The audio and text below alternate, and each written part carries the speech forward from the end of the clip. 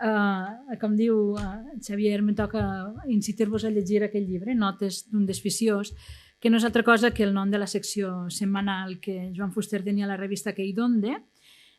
Són articles que van anar publicant entre el 79 i el 84, i això representava el retorn de Fuster a la premsa valenciana després d'anys de silenci, perquè la premsa valenciana havia estat un lloc molt poc còmode per a Fuster, després de campanyes descarnades que va patir, que, com sabeu, el van convertir en centre de la diana i d'atacs sense fonament, d'illetrats que pràcticament no l'havien llegit i que empraven de manera lamentable els adjectius més adjectes contra ell, contra Joan Fuster, que és el gran mestre de l'adjectivació. Tots aquests articles publicats a Que i Donde apareixen recollits en aquest volum, publicat pel Magnànim, dins d'una col·lecció molt necessària, dedicada al periodisme i a la història del periodisme valencià, que en aquest cas la introducció la fan Alo Pellicer i també el pròleg previ, i Emili Piera, suecà, com Fuster, i director de la col·lecció, el tanca amb una mena d'epíleg.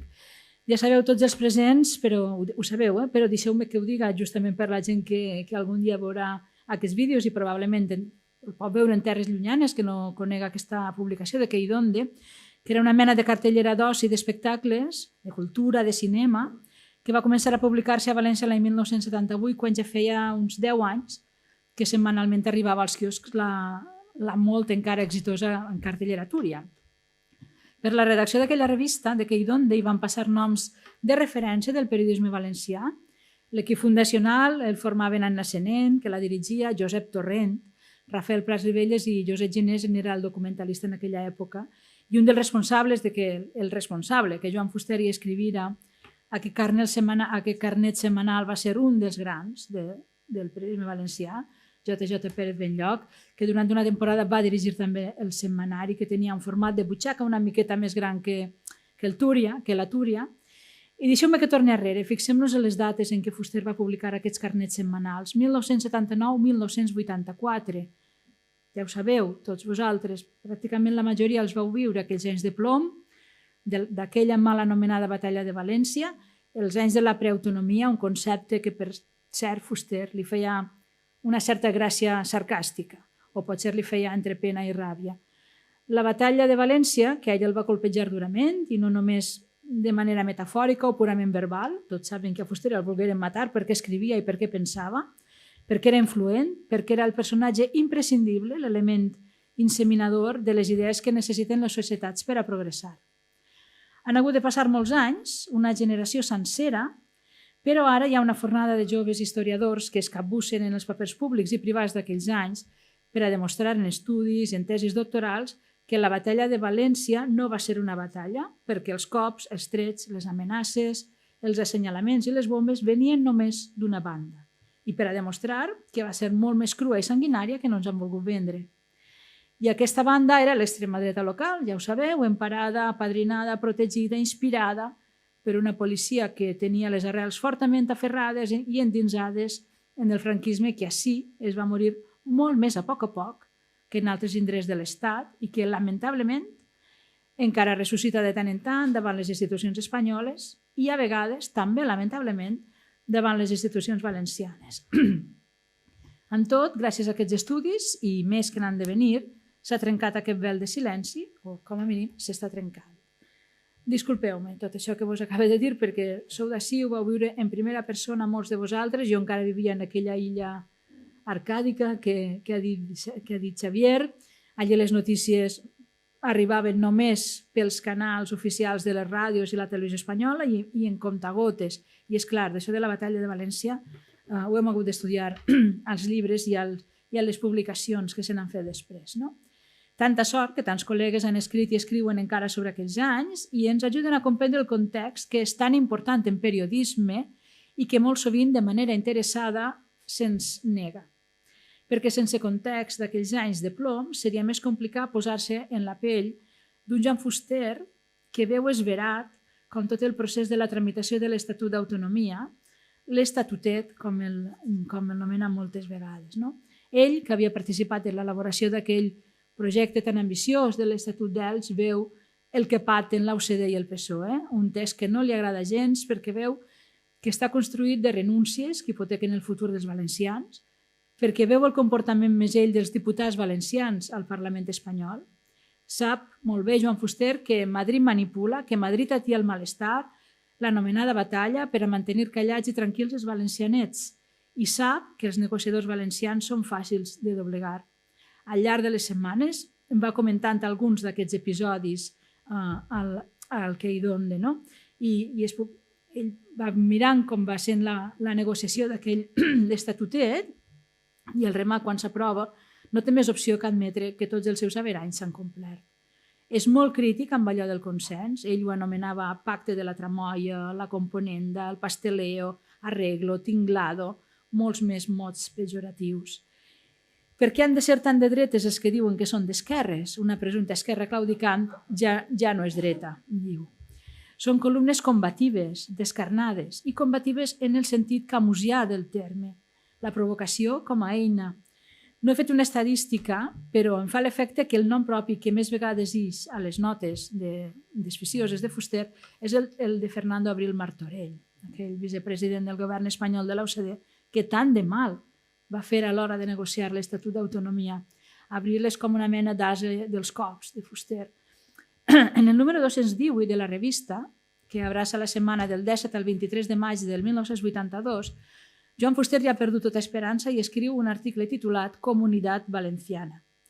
Permeteu-me que el llisga sencer. És abassegador. Llegit ara fa angúnia i no sé sincerament com va ser rebut en aquell moment, però Fuster diu: quan la nota es publicarà, el Senat ja haurà aprovat l'Estatut, entre cometes, que tan bondadosament ens han, SIC, ha concedit als valencians el contubernio UCD i PSOE. Serà un estatut, no queda gens clar que siga d'autonomia, però això no té importància. La Espanya de les autonomies, la LOAPA i tota aquesta merdeta pactada que ens situa on érem, on deixà la cosa don Javier de Burgos quan va dividir el territori de la monarquia en províncies. Qui està disposat a ser enganyat? No jo, ni tu, ni vostè. L'emoció que el poble valencià, de cap a cap, de Vinaròs a Oriol, ha sentit quan els fulanos de Madrid li han atorgat l'Estatut ha estat mínima. Que convoquen UCD i PSOE, on siga, a València, per exemple, una gran manifestació d'alegria per l'Estatut. No s'atreviran, tot i que disposen dels mecanismes pels quals les ties Maries blaveres dels uns i la docilitat sindical dels altres podrien muntar un conglomerat unitari. Seria una autoburla per a tots, com és una burla això de comunitat. Jo ja comprenc que, donades les circumstàncies, no hi ha una altra eixida. En la pràctica, i ja ho veurem, la comunitat serà l'artifici jurídico-administratiu, com el reino inexistent si hagués prosperat. Tot això és pura imbecilitat taxonòmica. Continuarem dient País Valencià, perquè és la denominació clara, real i efectiva. Designa, i lamenta la cita, país, paisatge i paisatge, o siga, història, terra i gent. La comunitat, ni comunitat han gosat a dir, serà cosa de papers, o no. 254 paraules. No es pot descriure millor una derrota, ni es pot transmetre un malestar amb més profunditat. I, és clar, no pot ser més clarivident. Potser, lamentablement, s'equivoca en això del nom. Aquesta imbecilitat taxonòmica sí que ha tingut molt d'èxit i costa molt que algú diga País Valencià al País Valencià, i l'exemple el tenim, l'hem tingut, governar a qui governarà al Palau de la Generalitat, a les Corts i a partir d'ací als mitjans de comunicació públics, privats, tret d'algunes excepcions que no seria just no recordar. En tot, ell ja salvava aquesta possibilitat amb aquest o no final que deixa caure, com que ja ha perdut tota esperança. L'article deixa anar una agror molt profunda, la d'aquell que sap que no hi ha res a fer, i posa molta sal grossa, merdeta, imbecilitat taxonòmica. Ell ha opinat durant tot el procés, s'ha arriscat com s'arrisca aquell que expressa una opinió que de manera tan oberta i tan clara, sense anestèsies ni eufemismes, que Fuster qualificava directament de mentides. Ara veu Fuster, i ja ho sabia, que tot aquest risc no ha servit de res, o de ben poc. Tenim l'estatutet, que és una merdeta, el mateix estatut que, ironia de la vida, de la mort o del destí, enguany fa 40 anys. El mateix any que se celebra Fuster, se celebra l'Estatut. Les autoritats valencianes celebren l'Estatut sense Fuster i celebren Fuster sense aquesta part del creador de la nostra nació, sense la part política de Fuster. sense el Fuster, que fa 40 anys ja avisava que amb aquest estatut no hi havia res a celebrar i per això el cofoisme de les autoritats valencianes és tan enervant a vegades. I això enllaça amb un tema que ha estat una mica controvertit, perquè el lema oficial de la Generalitat per a celebrar l'any Fuster ha estat això, país, paisatge, paisatge, que ix en aquest article. Fuster cita Unamuno a contracor, recordeu allò de la mente la cita, que afegeix perquè som tots, com tots sabem, no era gaire sant de la seva devoció, Unamuno, al contrari, li va dedicar articles i fins i tot un llibre. Aquests articles setmanals de Queidonde són, per tant, de l'època en què Fuster està més enfadat amb el món i amb el seu país. Setmana rere setmana i amb molt poques paraules explica com el País Valencià avança cap al precipici de l'anorreament, sense frens. Sap del cert que quan això s'acabe s'haurà perdut el nom, la llengua i l'himne. Li dedica diferents articles a parlar i malparlar de l'himne. L'himno, escriu tot junt com un sol mot, l'himno, per a fer-ne encara més escarni. Però no només parla de política i de polítics, Fuster. És més, a partir del 1982, quan l'Estatut ja és una realitat, quan Felipe González guanya aquelles eleccions amb una majoria que ho esclafa tot, els temes dels articles del desficiós deixen de ser tan polítics, o pot ser no. Ho remarca Nelo Pellicer, que a la introducció diu que només una quarta part de les notes tenien com a temàtica la situació política, però és que la situació era tan bèstia, tan transcendental, allò que estava passant al País Valencià, que aquells carnets setmanals, aquelles notes de Fuster, imagina que eren esperades pels lectors com qui rep una glopada d'aire fresc o, en alguns casos, com qui rep la dosi d'analgèsic en què empassar-se tot allò que entre Madrid i València, encara tan mal comunicada per aquella carretera dita nacional plena de ports i revolts, s'estava congriant contra el país.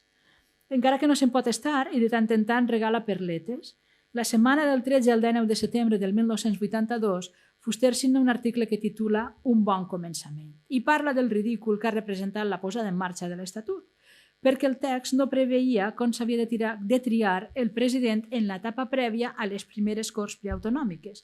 I Fuster es pregunta si no l'hauran escrit uns aprenents, un aficionats a la política del casino del poble.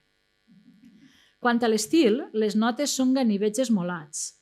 A la Facultat de Periodisme ens deien, no sé si encara es diu, que a les notícies hem d'evitar tant com puguem posar adjectius. No és el cas, evidentment, dels articles d'opinió. Joan Fuster ho és, ho he dit en començar, un mestre de l'adjectivació, de fer vestits a mida dels usuaris. Amb molt poques paraules és capaç de descriure una situació, un personatge, un fet i el món. El mes de desembre del 1981 comenta una exposició del seu amic Andreu Alfaro a Barcelona. Primer diu això que fa sempre Fuster, que diu que no és tal, però que al remat saben que sí que és. Primer diu que ell no és un crític d'art, i d'això diu ja s'encarregaran Tomàs Llorenç o Alexandre Cirici, però després diu últimament l'Alfaro s'ha desbocat amb uns curiosos entusiasmes pel barroc. Potser si filaven prim, l'Alfaro geomètric i simbolista ja era barroc. Ho serà sempre, probablement, però els seus últims treballs m'han semblat més clàssics, més reposats, més senzills i més inventius. Escriu inventius entre cometes. I siga com siga, l'última producció d'Andreu Alfaro és fascinant. La seva habilitat esquemàtica i, en fi, continua dibuixant ell mateix, el seu amic Alfaro, amb aquell llenguatge tan fi i tan directe. És un llenguatge econòmic, però generós alhora, perquè amb una o dues frases crea un món, presenta un conflicte i a les 3 o 4 frases les següents ja l'ha resolt i pel camí ha remogut el lector i l'ha incomodat. Hi ha una expressió tan desgastada que ja no val res, que és treure algú de la zona de confort. Sense dir-ho, fa 40 anys, Joan Fuster ja treia tothom de la zona de confort, incomodava, provocava, tant que els que se sentien interpel·lats per aquells articles publicats en una cartellera d'espectacles, que, com va dir ell mateix, no era la revista de Occidente, i a més afegia, i jo, gràcies a Déu, no sóc Ortega i Gasset. Diu Fuster que allò són papers d'estar per casa, altra vegada aquesta modèstia del mestre, no? Res de l'altre món. No, de l'altre món no, però d'aquests sí. Són els papers que llegits ara il·luminen aquells anys ignominiosos amb fets de derrota i de braços abaixats. Deien que a partir del 83 Joan Fuster deixa d'escriure amb tanta assiduïtat sobre temes polítics, pràcticament els deixa de costat. Ell pensava que ja havia agitat prou el galliner quan encara hi escrivia. Pot ser alguna cosa que es poguera encarrilar. La calma xitxa i el resultat de tot du a una profunda decepció amb el país i amb la classe política. Tot això li pesa i li agreja l'ànim quan escriu i, per exemple, encara parla alguna vegada de la pastisseria de Benicàssim per a referir-se als redactors de l'Estatut, i una vegada diu que sí que votarà, però com a jurat dels Premis Octubre, per fer-se el desenganyat. No? Fent una mica de repàs ràpid a la resta de temàtiques, perquè també voldré parlar d'alguna absència que és molt clamorosa, que fins i tot fa mal. No? El primer article de Joan Fuster a Queidonde es titula Reivindiquem la pornografia. Una bona carta de presentació, una mena d'Epaté le Bourgeois, i ve a dir que amb tanta tradició passada de literatura amb passatges relacionats amb el sexe, i Fuster parla de Tirant, l'Espill i dels satírics catalans del segle XV, troba a faltar en aquell moment una notòria depauperació d'edicions i parla d'Estellers i diu l'Estellers bàsicament és un poeta obscè i Déu Nostre Senyor ja li ho premiarà en l'altra vida si és tan misericordiós com diuen els teòlegs, però hi ha més possibilitats, la prosa. I cita unes quantes novel·les que s'havien publicat en aquells temps, no? Parla de Rafael Ferrando, de l'anarquista nu de Lluís Fernández, de Josep Lluís Seguí, de Ferran Cremades, i després acaba amb aquesta autèntica incitació a la lectura amb una traca. Diu, però el personal s'estima més el Virgo de Vicenteta, un Virgo de la UCD i un Pasqualó de la UCD i un alcalde de Favara de la UCD. Fuster escriu sobre la sangria. Qui la va inventar, la sangria, i per què? Què ha passat perquè hagin de consentir aquesta aberració? Fa befa del president preautonòmic, que si abans hem dit que Abril Martorell era un dels seus personatges preferits, també ho era ell, i del seu bilingüisme. Los valencianos tenemos dos lenguas, diu, però ell només parla en castellà. La setmana següent descriure sobre Andreu Alfaro. Joan Fuster ha d'escriure sobre Manuel Sánchez Guarner, que es va morir de manera més o menys inesperada. I també necessita poques paraules per a dir que només feia 24 hores que havia sabut d'ell i que continuava, diu, amb aquella seva vitalitat afable. Diu que s'havia imaginat que el tindrien per sempre, un home savi com aquell que va patir també els embats de l'extrema dreta. I això és un tros de l'article, acaba al final, quan ja parla d'ell, diu, quan el van deixar abandonat al cementeri i nosaltres tornàvem a les nostres rutines, jo vaig sentir no solament una gran pena, sinó una tremenda sensació de buit. La ciutat habitual i sorollosa em va semblar trista, amb la tristor d'un orfandat inconscient. Era una imaginació meua, sens dubte, o no. Objectivament és així. Manuel Sánchez Guarner, ell, el difunt, llega una biografia admirable, una obra eficaç i una lliçó fora de càtedra, que és l'apassionada fidelitat a la llengua que parlem i al poble que la parla. Siguem-ne dignes. Fuster també es dona un poc a la vida un poc més alegre i parla del funeral de Grace Kelly, que diu que el segueix per televisió amb un cert interès, però aprofita per a criticar els gestos enfàtics dels familiars, com el viudo Reiniero, diu que s'eixuga els mocs amb una mà enguantada.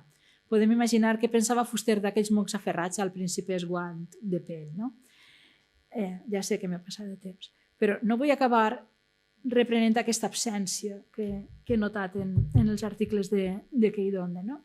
Com a lectora que voldria saber com es trobava, potser com a periodista m'hauria agradat preguntar-li com es trobava aquell dia. La setmana o les setmanes posteriors a l'11 de setembre del 1981, quan van esclatar aquells artefactes en sa casa, Joan Fuster no va escriure res a Queidonde sobre això, cap referència, ho va obviar.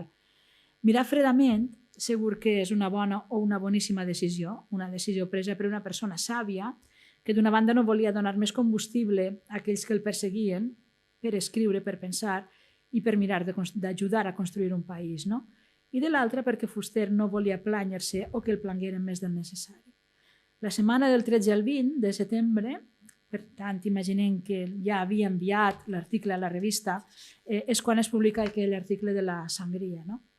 La setmana següent, del 21 al 27, signa un article titulat Quan jo era jove i parla del cinema, de la censura a les pel·lícules, que després trasllada als llibres i diu que un mai no estava segur d'haver llegit una versió íntegra d'alguna novel·la traduïda i posa l'exemple de Del roig al negre de Stendhal, al qual ell mateixa va prologar, i diu que el senyor Fraga va degollar ignominiosament. Diu, no el pròleg, sinó la novel·la.